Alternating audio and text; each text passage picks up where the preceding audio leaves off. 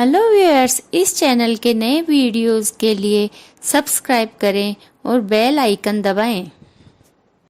स्वागत है आपका अपने चैनल सुरीले गीत संगीत में। आज मैं आपको चौथ माता के व्रत की पूजन विधि तथा उसके उज्जमन के बारे में बता रही हूँ। 12 मास की चौथ का व्रत 4 बड़ी चौथ से शुरू किया जाता है। इनमें वैशाख, भादवा, कार्तिक व माघ महीने की चौथ है। माघ महीने की चौथ को माही चौथ भी कहते हैं।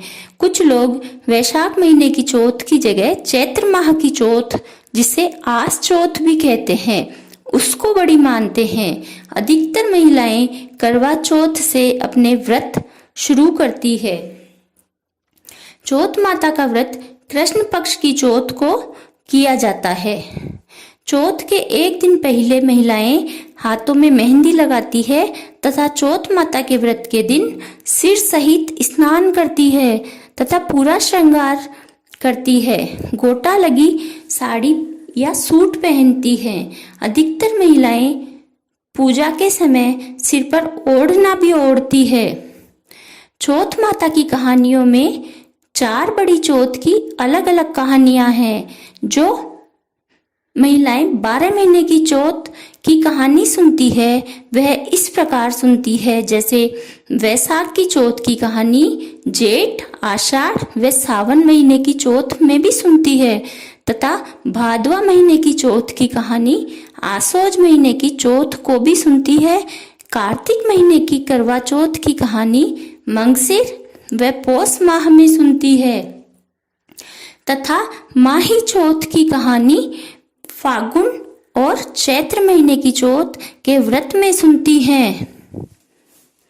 कुछ घरों में महिलाएं चौथ माता की पूजा सुबह के समय करती है तथा अधिकतर महिलाएं शाम के समय चौथ माता की पूजा करती है तथा कहानी सुनती है। पूजा के सामान में एक गणेश जी की फोटो या सुपारी पर मोली लपेटकर बनाए गणेश जी व चौथ माता की पातड़ी या फोटो एक पाटे पर रखते हैं। जल का लोटा, रोली, मोली, मेहंदी, काजल, चावल, फूल व जोत लेने के लिए एक गोबर का उपला या कंडा या फिर कोयला, आपकी सुविधा से जो मिल जाए वही ले लें। एक घी का दीपक लें। पूजन विधि में पाटे पर गणेश जी व चौथ माता की पातड़ी रखें। पाटे पर बीच में रोली से सथिया बनाएं व चारों कोनों में 4 रोली की टिकियां लगाएं। वह पानी के लोटे पर भी टीका लगा लें या सथिया बना लें। इसके बाद पाटे के बीच में सथिया पर गणेश जी रखें। कुछ लोग एक कटोरी में गेहूं भरकर गुड़ भी रखते हैं। अगर आपके ये रिवाज है तो आप भी रखें। घी का दीपक जलाएं। आपके माता की जोत लेते हों तो एक कोयला या कंडा धीरे गैस पर गरम करें, फिर बड़ी सराई में रखें। वह थोड़ा घी डालकर जोत लें। वह माता के जोत लेने के लिए गेहूं पर सराई रख दें। वह घी के दिए को रखकर जोत ले लें।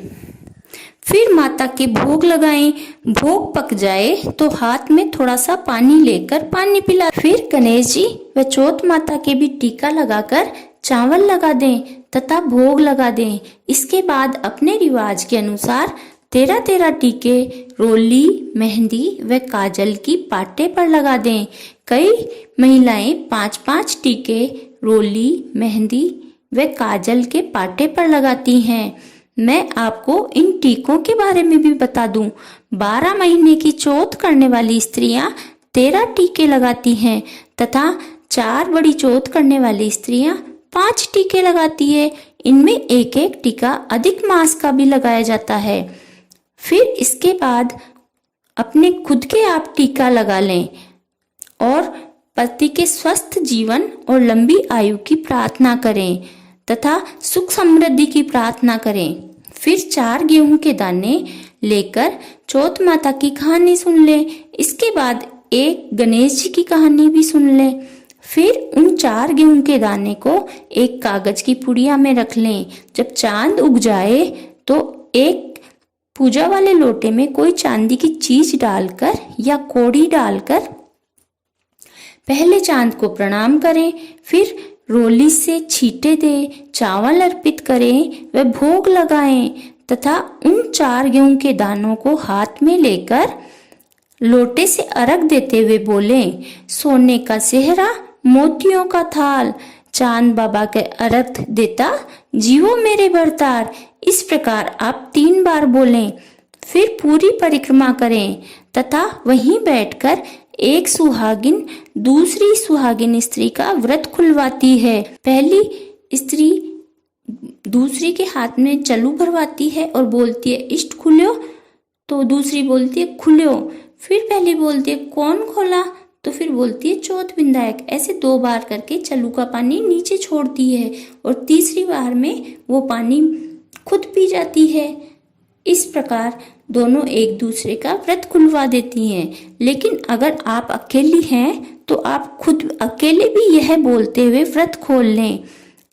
इस दिन सूरज को छिपने के बाद महिलाएं पानी नहीं पीती, चांद को अर्घ देकर ही पानी पीती हैं। अब मैं आपको चौथ माता के उज्जमन के बारे में बता रही हूँ। हमें सबसे पहले करवा चौथ का उज्जमन करना चाहिए, इसके बाद 3 बड़ी चौथ का उज्जमन करना चाहिए, फिर अपनी सुविधा अनुसार बाकी चौथ के व्रत का उज्जमन भी कर देना चाहिए। उज्जमन के सामान में 13 स्टील के गिलास या स्टील के प्यालों में सुहाग पिटारी रखें। सुहाग पिटारी में चूड़ा, मेहंदी, सिंदूर, काजल आदि अपनी सुविधा अनुसार सुहाग का सामान रखकर भेंट रखें। वह एक पूरा बेस जिसमें गोटा लगी साड़ी, पेटीकोट, ब्लाउज, चूड़ा, हो सके तो लौंग व चिटकी तथा सुहाग का सामान रखें। अगर आप करवा चौथ का उज्जमन कर रहे हो तो बाकी सामान तो और चौथ के उज्जमन जैसा ही है जो मैंने आपको अभी बता दिया। और करवा चौथ में एक एक करवा व ब्लाउज भी 13 सुहागिन महिलाओं को देते हैं। करवे में एक एक बताशा और 1 रुपया डालकर लाल कपड़े से करवे को ढक दें और मोली से बांध दें। वह एक पूरा बेस रखें। अपनी सुविधा अनुसार पूड़ी, सब्जी, नमकीन, मिठाई आदि बनवा लें या बना लें। फिर शाम को चौथ माता की कहानी सुनते समय उज्जमन का सामान चौथ माता की कहानी सुन रहे हैं वहां पर रख लें। वह 2-2 पुड़ी व थोड़ी सी मिठाई 14 जगह रख लें। फिर कहानी सुनकर रोली व चावल से उज्जमन के सामान के टीके लगाएं, करवे के भी टीके लगाएं तथा 7 बार हाथ फेर कर रखें। जब चांद उग जाए तो चांद के अर्घ देकर सभी सुहागिन महिलाओं को खाना खिलाकर सुहाग का सामान या आपने जो कोई स्टील का बर्तन लिया है वह भेंट पांव छूकर दे दें और आशीष पाएं तथा एक पूरा बेस अपनी सास, ननद या अपने से बड़ों को खाना खिलाकर पांव छूकर दे दें। और मैंने आपको पहले भी बताया है कि अगर आप करवा चौथ का उज्जमन कर रहे हो तो 13 सुहागिन स्त्रियों को खाना खिलाकर एक एक करवा या फिर आजकल स्टील का ग्लास भी देते हैं, तो दोनों में से एक कुछ भी ले लें। साथ में ब्लाउज पीस, सुहाग पिटारी व भेंट रखकर दें तथा एक पूरा वेश अपनी सास, ननद या अपने से बड़े को खाना खिलाकर पांव छूकर दे दें। इस प्रकार आप चौथ माता के उज्जमन करें और सुख समृद्धि पाएं। बोलो चौथ माता की जय।